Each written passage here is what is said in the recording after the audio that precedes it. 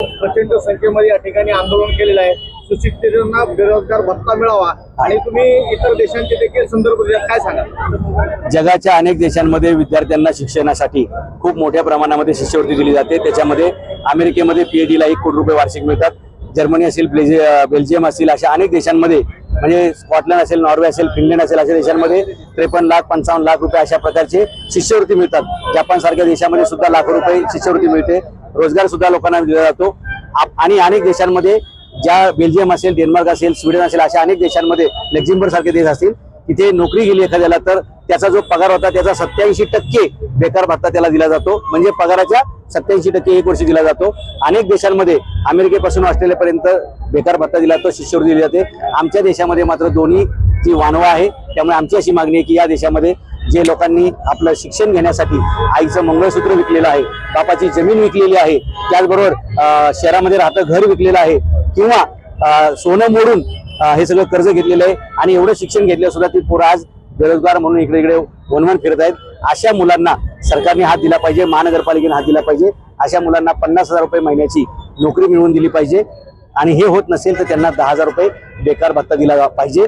आणि ही मागणी आज आम्ही 15 ऑगस्ट स्वातंत्र्य दिनाच्या दिवशी डॉक्टर बाबासाहेब आंबेडकरांच्या स्मारकापासून सुरू केलेली आहे। कारण बाबासाहेब आंबेडकर हे स्वतः राजर्षी छत्रपती शाहू महाराज, साईराव गायकवाड यांच्या पाठिंब्यामुळे शिष्यवृत्ती घेऊन लंडनला गेले, कोलंबिया विद्यापीठाला शिकायला गेले, 32 डिग्र्या त्यांनी घेतल्या।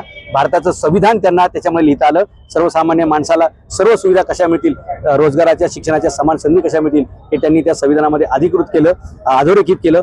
अशाच प्रकारचं प्रत्येक तरुणाला परदेशामध्ये शिकायला जी संधी मिळाली पाहिजे, प्रत्येक तरुणाला शिष्यवृत्ती मिळाली पाहिजे, त्याला चांगला रोजगार मिळाला पाहिजे, यासाठीचं हे आंदोलन म्हणून आम्ही आज घटनाकर्त्यांचे जे स्मारक आहे पिंपरी चिंचवडमध्ये त्या ठिकाणी सुरू केलेलं आहे। आणि लवकरच या छोट्याशा आंदोलनाचं रूपांतर एका वनव्यामध्ये होईल आणि या महानगरपालिका क्षेत्रात राहणाऱ्या प्रत्येकाला 50,000 रुपये महिना पगाराची नोकरी किंवा बेकार भत्ता हे आंदोलन दिवसेंदिवस व्यापक करत जाऊन या शहरात एकही बेरोजगार राहणार नाही असं आम्ही बघू। परंतु याचा काही पाठपुरावा केलाय का आपण प्रशासनाकडे?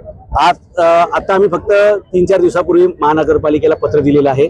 महापालिकेला याची जाणीव करून दिलेली आहे की आपल्या शहरामध्ये MIDC आहे, आपल्या शहरामध्ये NJOD सारखा IT पार्क आहे, हजारो उद्योगधंदे आहेत, त्यांना लाखो पोरं पाहिजेत कामधंद्यासाठी आणि या शहरामध्ये लाखो पोरं अशी आहेत की ज्यांना कामधंदा पाहिजे। यांचा फक्त तुम्ही एक सेतू तयार करा, यांचा एक पूल तयार करा, या सगळ्यांचं कोऑर्डिनेशन करा, अशा प्रकारचं पत्र दिलेलं आहे। आणि लवकर त्याचं उत्तर येईल आणि उत्तर नाही आलं तर त्याचा जाब विचारायला मी पालिकेत येईल। लाडक्या बहिणीचे 1,500 आता सध्या बंद झालेले आहेत।